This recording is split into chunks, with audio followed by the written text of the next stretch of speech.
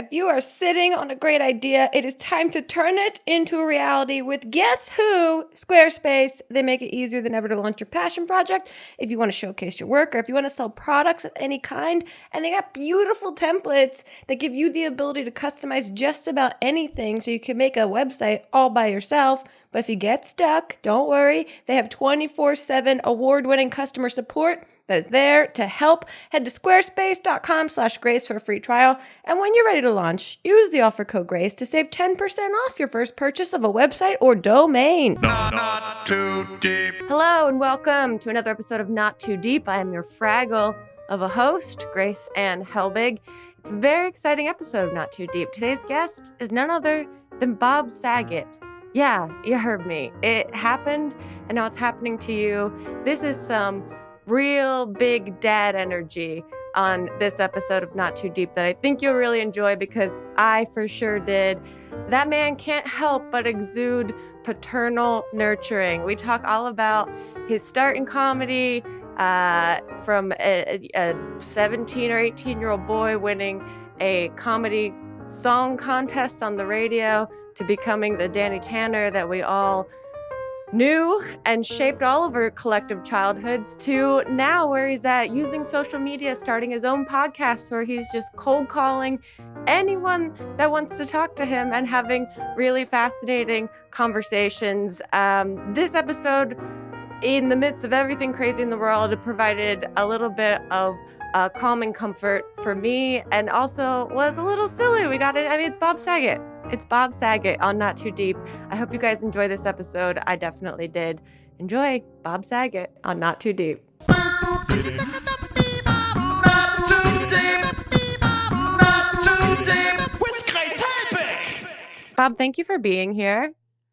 This is very exciting. It's obviously strange times, but I appreciate the time you're taking to talk to us, and I appreciate that your perspective is to stay true to the entertainment side of you and the ability, like the superpower that you have to create a space where people can distract themselves in a fun and hopefully healthy way. Yeah.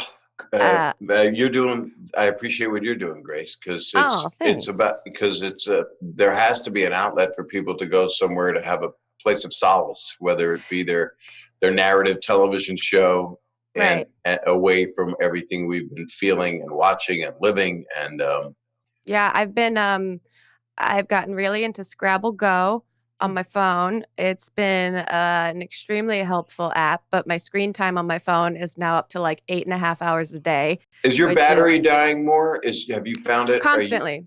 Emotionally and on my phone. Yes, both batteries are dying. Do you think, forgive me, do you think it's busy or because you're so busy or you're so much younger than me that you just let it die? Because my wife lets her phone die. She's busy. She's busy. See, I'm not one of those. I'm constantly having it plugged in. So I feel like the battery drains faster, but I am charging it more often because having less than like 50% battery on a phone to me is very terrifying. I don't know how people can let it go down to where it turns yellow or red. It's like an empty refrigerator. You can't, you have to keep it replenished. Yeah. But I feel like you feel like we can have our feelings and we're hurting and we're feeling, and I always feel for humanity. I'm always a general lover of as much as possible, and I can't understand hatred. I just can't. And I just want to make people feel good. I just want to somehow. Yeah, there is a sense that I think all comedians and performers have a deep love for humanity, obviously, because your job is to kind of scrutinize it, experience it, and process it through your own, point of view and lens, and then also be validated by the people that make up humanity for your observations on it. So it's obviously you want the best for humanity. always all humanity, because I don't understand how you put people in cubicles. I don't get how you but were you an outsider in school as a kid? Were you one of those? I was a very quiet, shy kid. I was very much like, I think a lot of people that I went to high school with didn't know that I went to high school with them.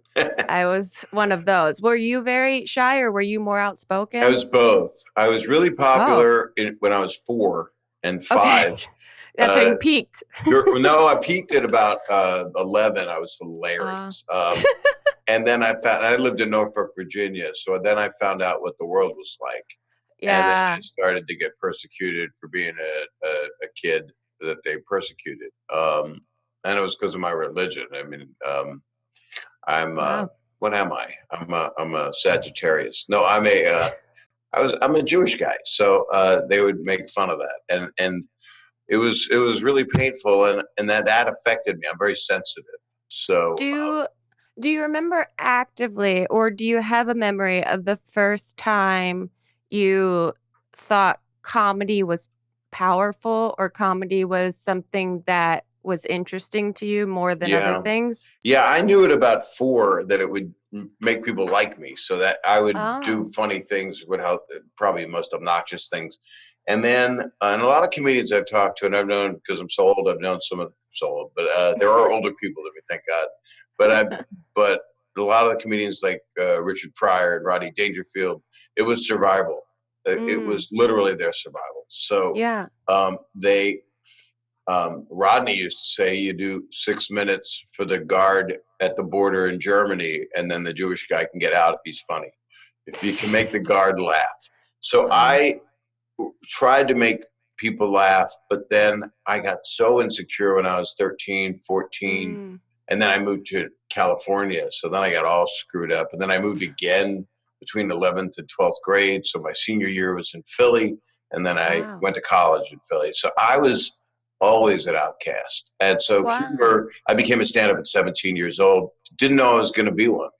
Really? Yeah. I was going to ask, what was the first thing that prompted you to say, I'm going to go try this? I wrote comedy songs, and I'd seen people. I snuck in and saw Don Rickles in in New Jersey. Wait, it's not Atlantic City. I think it was Camden. And sure, I'm from New Jersey originally, but yeah. Where?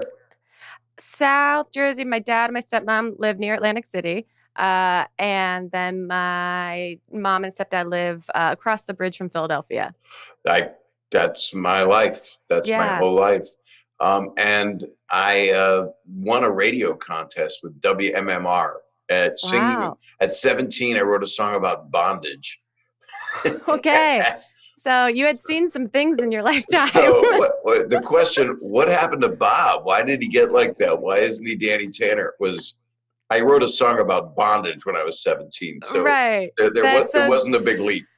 Danny Tanner was the facade. It's an actor. It's a part. Yeah. But, it's finally going to go away. Right. It's back.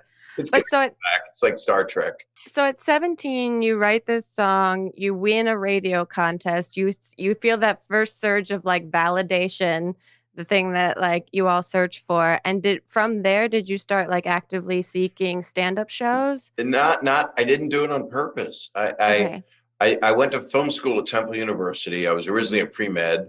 I wasn't going to be a comedian. I wanted to be a doctor. I couldn't pass a course.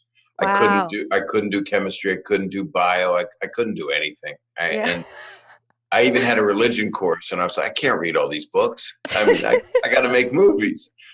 And then I made a film, and I won the student Oscar for a movie I made. So they flew me out to LA. And then at the same time, those 4 years, I was doing improv at University of Pennsylvania with friends, even though I wasn't a student, in their big show. They have Mask and Wig there, and a thing called All-Star Review. Okay. And that's their hasty pudding type thing, but it's an Ivy League comedy thing. And so I was allowed to be in some of that. And I did improv, and I made movies, and I did stand-up. I did like 5 things just like I do now. Yeah. And I would direct movies, documentaries, things I wasn't in. And then I made some 60 hours of horrible things. And that's the quicker you can make terrible things is as fast as you can make something good. Yeah, that's true. It's what I hope. And then when I moved to LA, I was going to go to USC grad school, and Mitzi Shore said, no, work at the Comedy Store. So I did. And Wow. I was there for 8 years emceeing and met everybody, all the greatest comedians of that whole Wow. since 1978. And that's it. And then I just found out that I'm a stand-up. And then I started touring right away and opening for people right away. And Wow. but I struggled. I still lived in a single apartment in Palms. What's Sure. your deal now? I know you've talked about it on here a lot, but Oh, sure. The abbreviated version of my deal is similar. I went to college in northern New Jersey. I got into comedy. I started taking improv classes at the People's Improv Theater in New York, because I was able to intern there, and UCB had a wait list for their internships. So People's Improv Theater was like, "Can you start Friday?" I was like, "Great, done." And then took some editing classes in college, but didn't really know what I wanted to do. YouTube had started, and didn't know what that was exactly, but knew I could like make my own things while trying to go on auditions and do improv at the People's Improv Theater on a weekly basis and hustle. And then all of a sudden, YouTube sort of blew up. And my friend and I were making videos, and I started working for this website called My Damn Channel and made videos for them for a while, and just got kind of um, ushered into this world without it being an actual plan. A little bit like yours, that you just sort of follow the yeses to different things, to different things, to different things. yeah. And spent a couple years in New York, and then moved here like 9 years ago, and have been in Los Angeles ever since, still trying to figure everything out as it Yeah. goes. It Uh, never stops, that it trying to figure it out. No, it never stops, and I think the interesting thing about you, which I kept I've been doing all this research and looking up, your life and trajectory. Everyone is so surprised after Full House that you be suddenly become this raunchy comedian, and a lot of people don't know that this has just been in your blood your whole life. And I wasn't as raunchy. I think I was weird, really weird, and a lot Sure. of inappropriate jokes that you can't tell today at all. Right. And then from my start, and then I was a guitar act, Mm. which is it's good and bad. I was doing parodies, which is the lowest form of comedy, and then I started to write more original songs, Mm. and then every special I've ever done, every show I've ever done, there's a lot of music in it, Right. and the songs are getting better. I'm finding myself to be a better writer, because a comedy song is not like a regular song. Right. It's stand up, and if it's a good tune, it's real special if you can make that happen. Yeah, it's a skill. It's a total I mean, like, Weird Al has been doing parody But songs. his is parodies. Mine are original Sure. Well, like, songs. the Adam Sandler's Hanukkah song when it Oh first came yeah, out, everyone not only was it funny and told a story that from a perspective that people hadn't heard before, but it was a good song like, the yeah, music quality of it was great too. right. Uh But I think it's interesting now because you are involved in social media, which is this new thing that when you're doing Full House, you don't have this on set where in between takes you can go make a TikTok or some bullshit like On that. Fuller House, we went insane because we had Right. every age demo was represented in the cast, and there's 48 cast members, so It's it was crazy. it never stopped. But I was always documenting stuff because I had a video camera, because I was the video guy too. So I was pre Oh. YouTube. That video show was the first time we ever saw somebody get hit in the crotch and fall down. So Right. No, that's the thing is America's Funniest Home Videos is YouTube before YouTube existed, in which fact, blows. today I'm doing an interview with Emmy Magazine about reality television because we were at the forefront of it. And then it was really after a writer's strike, that the networks went, oh, what are we going to do now? Okay, here's what we'll do. We'll do reality shows. And then they started doing things, Free Housewives. Just Right. all reality stuff came in. And unfortunately, when writers were ready to come back and they settled, it put a lot of writers out of work because reality had taken over. And now with what happened with the pandemic, television again has Mhm. gone, how are we going to make shows? And let's get ready to make shows in a year or in 6 Mhm. months. But for now, hey, let's put all of our late night shows on Zoom. or whatever machine they're using. And it turns out those ratings are higher than they were before because people are home. Yeah, everyone wants to consume content, and it's for someone that's been on YouTube for so long, watching, Stephen Colbert or John Oliver do what I used to do in 2009 in my apartment in Brooklyn. It's just it's a weird sense of nostalgia and like a real humanizing thing to see these people that we see in such a glossy format be stripped of that and be presented same, intentions, but just like YouTubers in their bedroom. But you can see the same version of them doing it. Yeah. In the same form you did, because it's all, look, if you're a communicator and a comedian and you're a broadcaster, if you add that component, which you are as well, because you could host anything at all in the world if you wanted to, or act or whatever you want to do. But there's nothing more pure than this form. I agree. It takes away all the glossy sheen. And it's the reason why YouTube became so successful is because you felt this intimacy with creators that you didn't get from television. Television had this kind of blocking. I couldn't leave a comment under an episode of Full House, but I can go and watch something online and interact directly with it, or at least feel like I'm doing that. I usually get hurt with those comments. Yeah. Well, now it's interesting. What did you make like a conscious shift in any way when you saw social media start to emerge? Did you think I need to get on Instagram, or did someone come to you and say you need to be on Instagram or you need to be on Twitter, or did you kind of see this evolution and want to be part of it? Very organic. Yeah, but there were people that were conduits to it. A couple friends, like Snapchat for sure, someone put me on. Yeah. I think it was, believe it or not, it was John Mayer. We were in a restaurant and he gave me the name Bobster Claw. And I went, can I even pick my own name? What are you doing? He's branding you for you. He branded me, and it, it's just wonderful. But and then Howie Mandel and my wife said, go on TikTok. And I went, oh, okay. And I enjoy it. Right now is not the time. I'm not feeling that kind of joyousness to go make a silly, fun video. I'm looking forward to when we can do that again, and be silly and not have the stress we have from too much news. Because you need some news. You need to know what's going on, and you can't live on your Citizen app. I don't know if you have that. I definitely have it, and there's a lot going on in my neighborhood. Oh my, you just hit a square and go, wait a second, this is an alert. Woman chases man with a stick. Yep. And I'm like, with man hurts building with a twig. Some of the things are a little bit, thank God. Those are the ones I like. Yeah. I feel like understated one. Dog poops on fence. You live in an area with much more sticks than I do, apparently, it turns out. we got a few sticks here and there. Okay, we're going to take a quick break. When we get back, I have obviously a lot more questions for you. So we'll be right back with more Not Too Deep. Not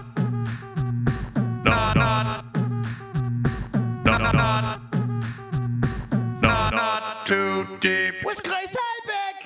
I bet you're sitting on a great idea and you just don't have someone to help you out with turning it into a reality. Well, guess who's got your back or your front or wherever you need support? It's Squarespace. They make it easier than ever to launch your passion project. Do you want to start a new business? Do you want to showcase your work? Do you want to publish content or sell products or more? Because, we're all right now trying to figure out our pivot.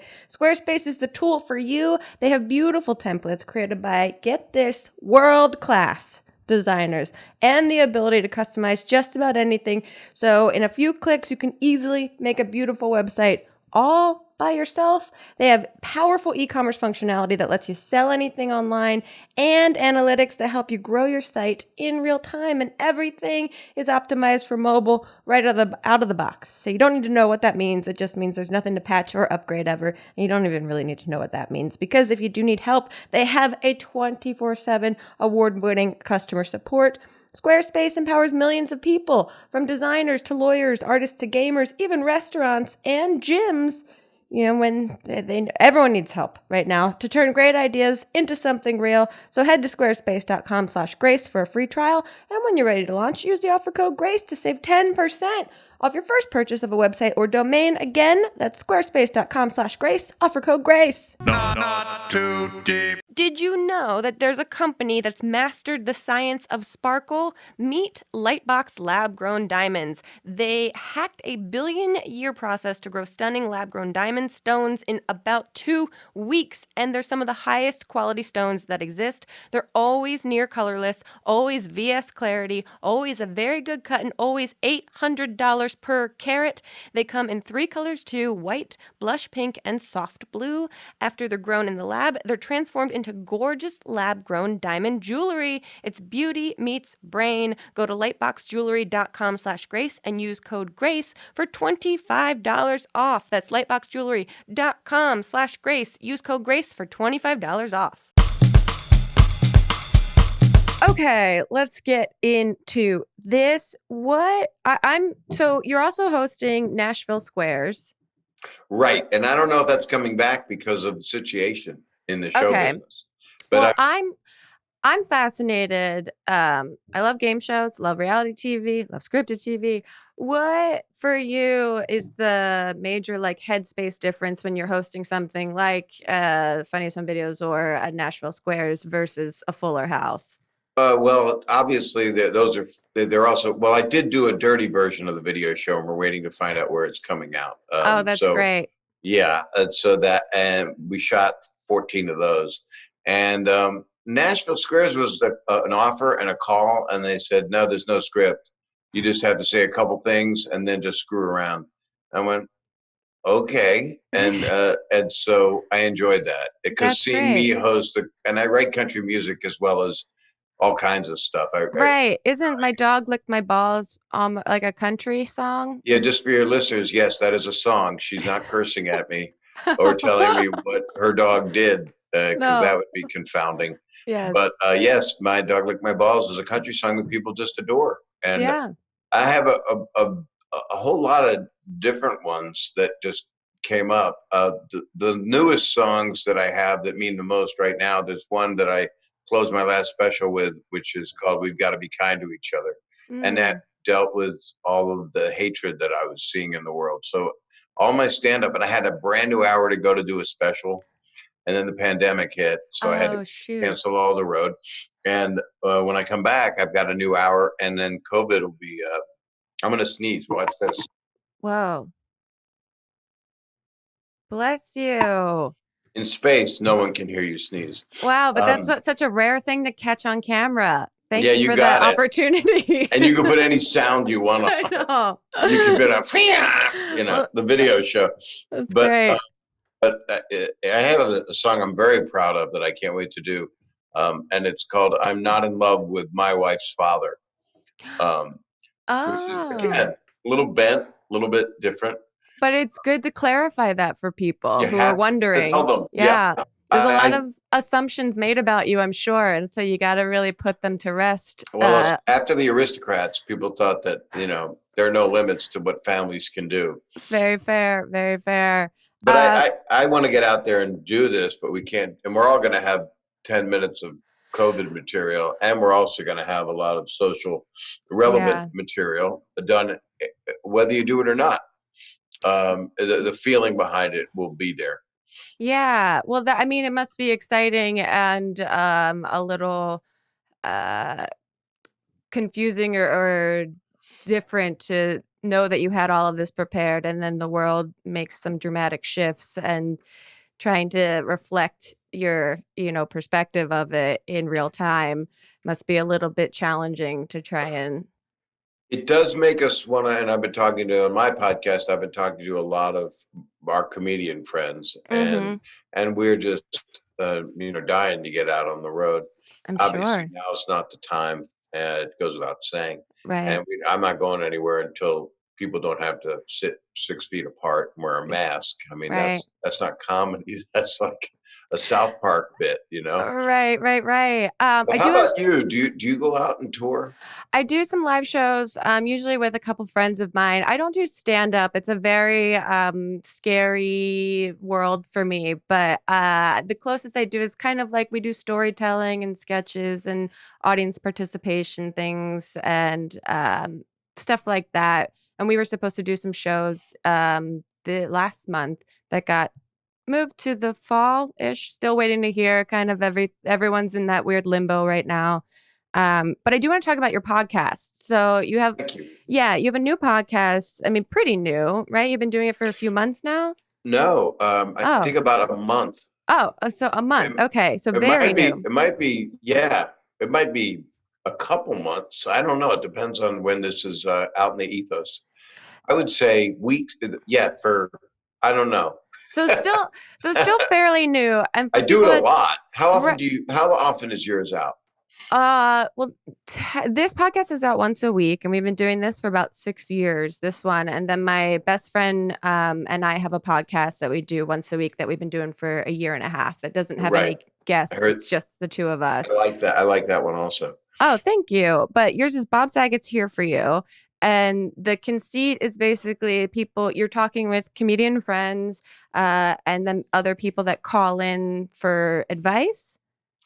I have people that call a number that's listed up in the the menu on the whatever you're listening to it on, and then I post on Instagram stories and Twitter when I'll be calling. Okay, so you call them. I call them. Wow, which is really cool because they don't know when I'm going to call. Wow, or if I'm going to call, and so. Like a couple days a week, I do those shows. Sometimes I'll do a monologue by myself, just how I'm feeling. Right now, I kind of need to talk to people. Yeah, what's it been like? I mean, because this isn't. It's a big risk to say I'm just going to cold call people and have conversations with them. How has it been having human to human conversations with people? I find it so rewarding, and once in a while, there won't be hate. Those are weeded out unless someone's trying to, what do you call it? Troll me. Troll you, yeah. Right. So then they're real nice on the message. Then you call them, and then they say horrific things. But the edit's so simple, and so it's hanging up. I won't be talked to that way, and I'll probably leave it in. But I like it to be as much live, to tape as possible, even though it's not a tape. And it's really wonderful. I've talked to nurses in hospitals that are, I lost a patient today, and then it's like, whoa, okay. Wow. So this it becomes very chameleon-like, where I change according to what I'm dealing with. And then she tells me she's a social worker also, and how her son is autistic, and then I'm starting to cry, and then I get to make her laugh with something. And so for me, the show was designed pre-pandemic, and then I did 2 in studio, and then we couldn't go anywhere. Right. And so the title meant even more.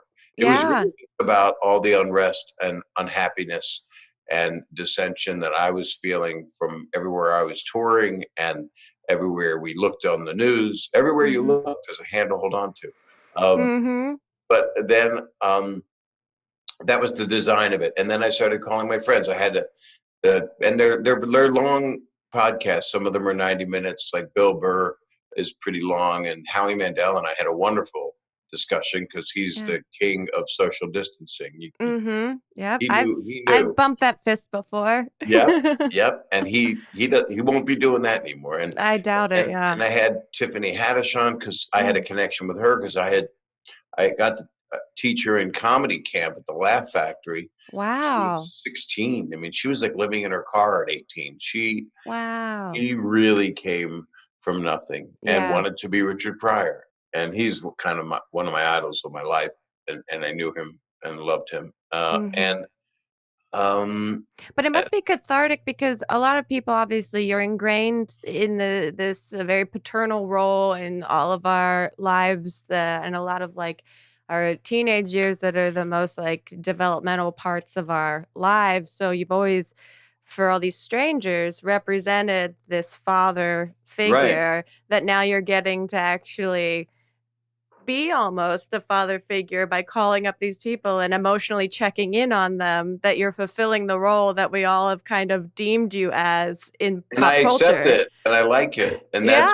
when the therapy has paid off because at first when I started coming out in my, around 40, I was divorced at like 41, not 42. And then, and I have 3 wonderful daughters that are women, and which is comforting. That's great. I don't know what that means, but that didn't come out right. I meant that they didn't stay young. That's what I meant. But other people will say that. Oh, what are you saying? Are you saying, oh, please, everybody's back. Just relax. But I've had to be careful with jokes I've done about them over the years. That I really upset my middle daughter when she was like 16. I was on an HBO special, and I talked about her thong being like an eye patch because I was doing laundry. And she goes, "Dad, you don't know how much shit I had to take for that." I'm like, "Oh, I'm really sorry." And then I talked about her cell phone. I love Verizon. And I turned her into a monster that loved her cell phone, and it was terrible. And I've apologized over and over. But it's really interesting that the pandemic caused everybody to have to be home and have this and want to be soothed. So yeah, I'm like a dad voice. Yeah. And I like it because I'm also like, oh, Bob, come on, let's just get into it, man. Be dirty. It's like, be dirty. And then I just berate them, which is what they want in the first place. And so I can go as R-rated as a person wants, but I'm not.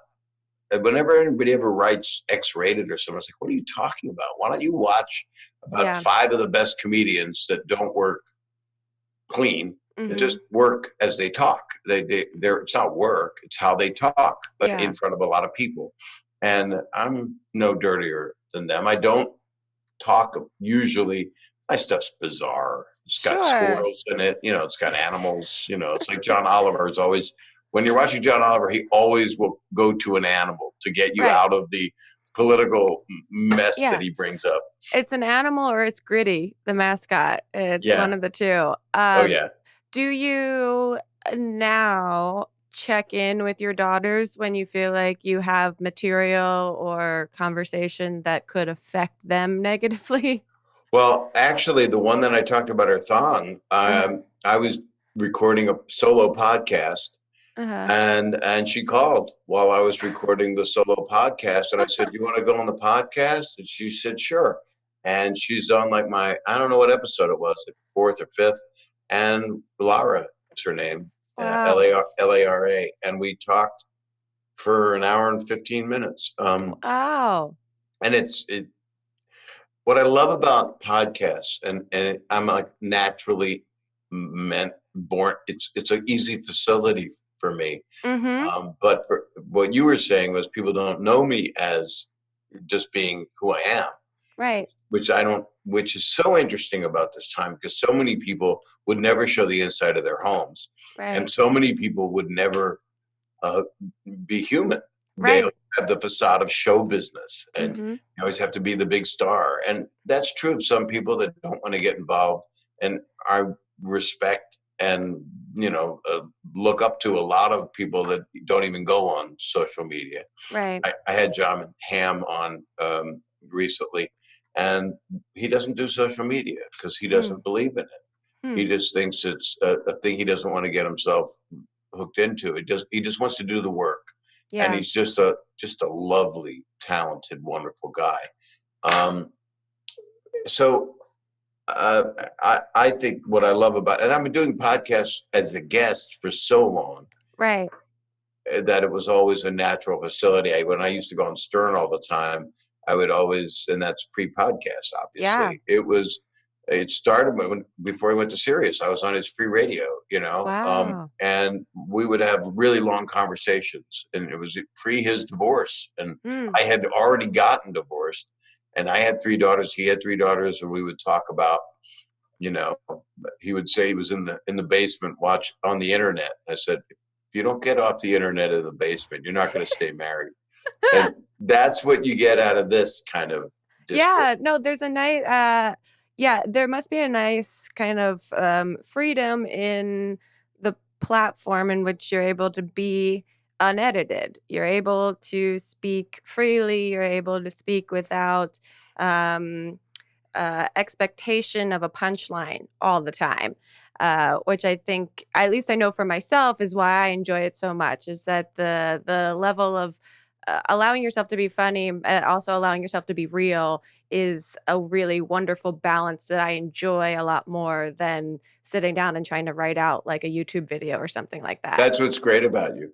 That's what's great about, and you're in a small air of people that don't have a show produced to get out, that sit there with bullet points and a script. And now comes the part of our show where we ask questions, what do you think of when I say this? But you got to be people's friend. I mean, and that's what they really want. And I kind of am finding the higher road of people right now. Well, I think that's very exciting. And also it's very commendable to be able to just sort of take down any wall between you and an audience and like connect by calling them up directly and having conversations.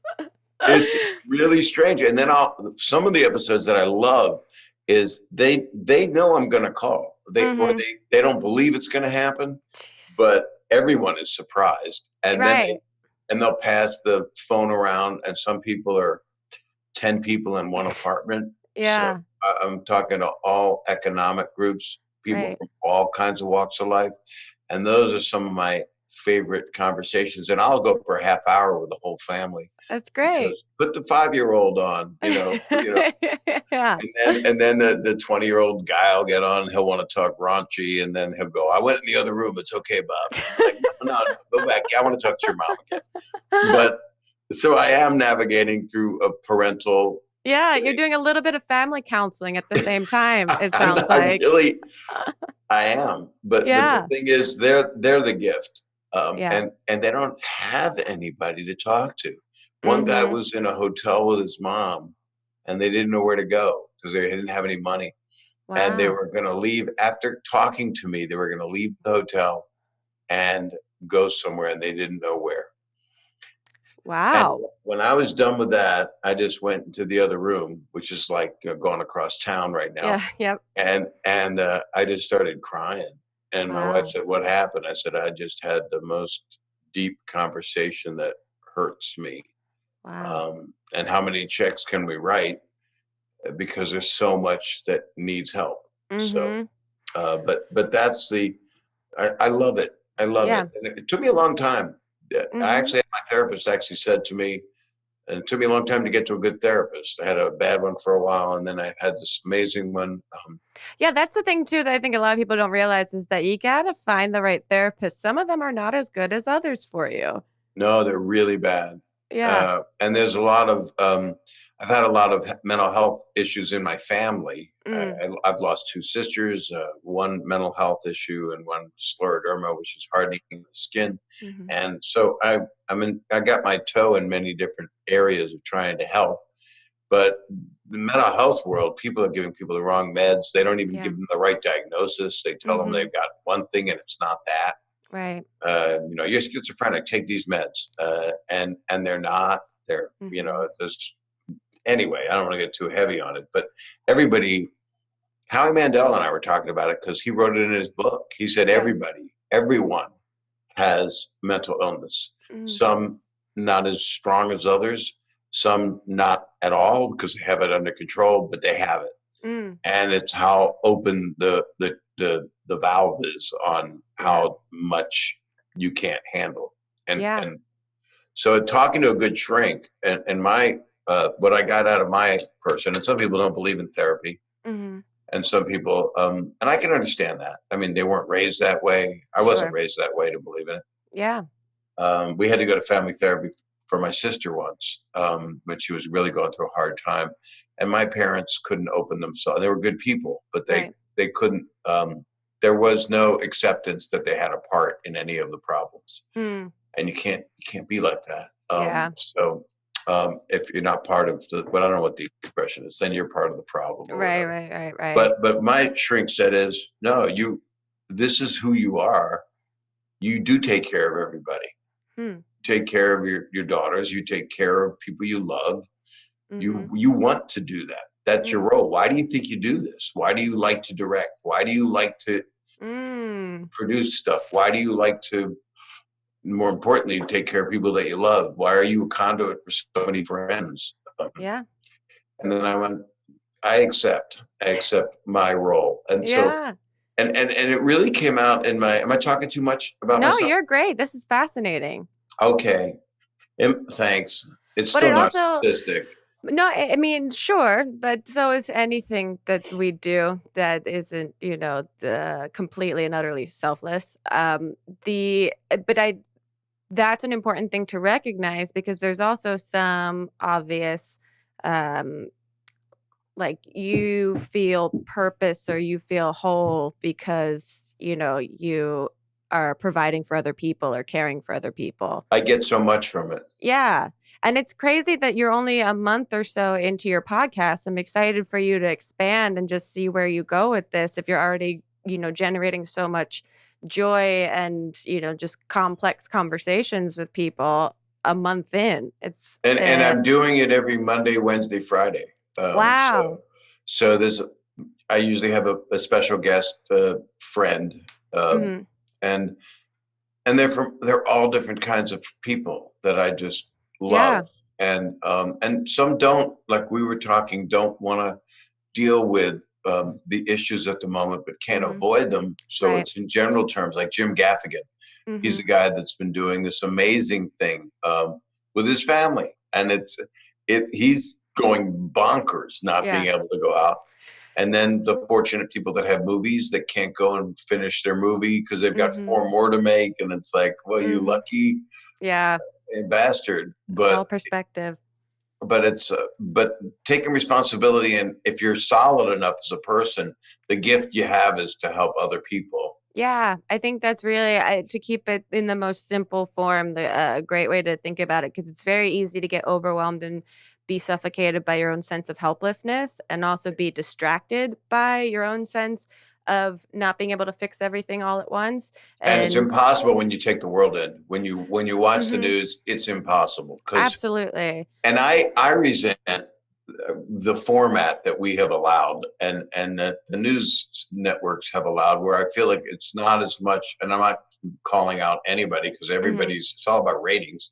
Yeah. So it's like a wrestling match, but the big story, we've solved the whole problem after this. Yeah. Oh gosh. We've cured coronavirus, and we'll tell you how right after this. Or commercials about cars for kids. I know. I mean, kids can't drive. They're going to have to soon. Probably. Well, that's a perfect segue for my last set of ads for this episode of Not Too Deep. So we're going to take a quick break, as ironic as that is. And when we get back, we'll wrap up with the 2 questions that I ask every single guest that is on the podcast. So we'll be right back with more Not Too Deep. Not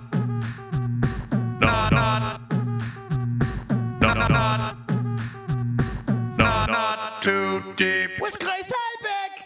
Right now is a time that all of us are struggling with some sort of stress or anxiety or isolation or depression, and you're not alone. We're all going through it. And if you're curious in something that can help you out, BetterHelp. BetterHelp offers online licensed professional counselors who can help. Their counselors specialize in issues like depression, stress, anxiety, relationships, sleeping, trauma, anger, family conflicts, LGBTQ+ matters, grief, self-esteem, and more. You can connect with your counselor in a safe and private online environment.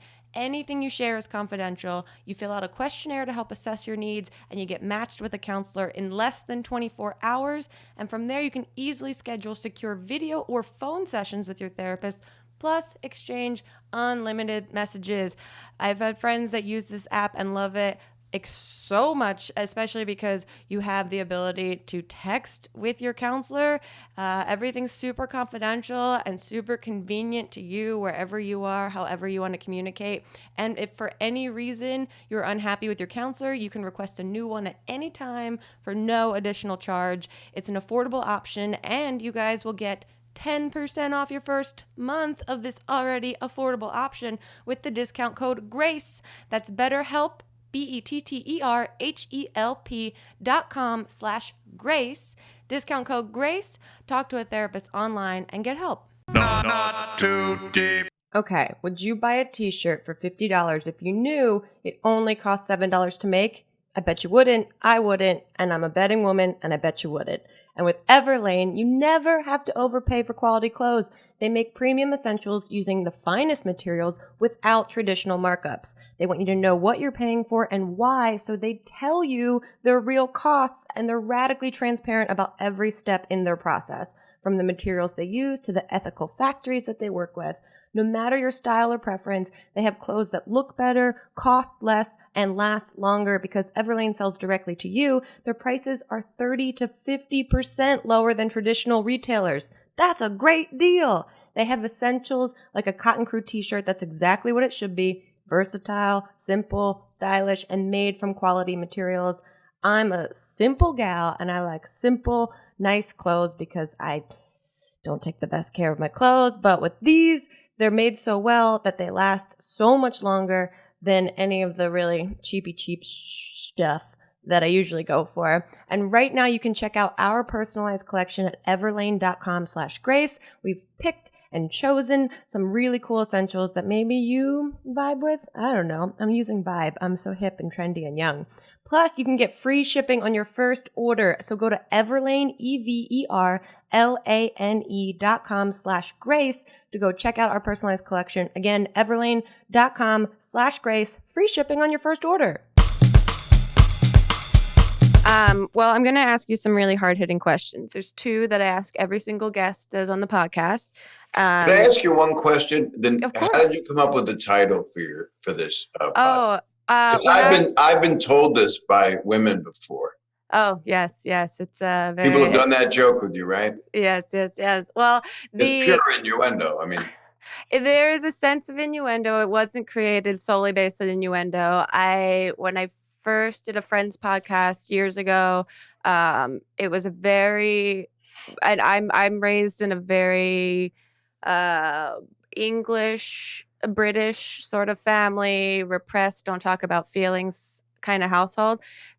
As adults, we're all much more in touch with our feelings and the way that we communicate. But I remember doing a Friends podcast like 6 or 7 years ago, and it felt like a therapy session with like two older brothers.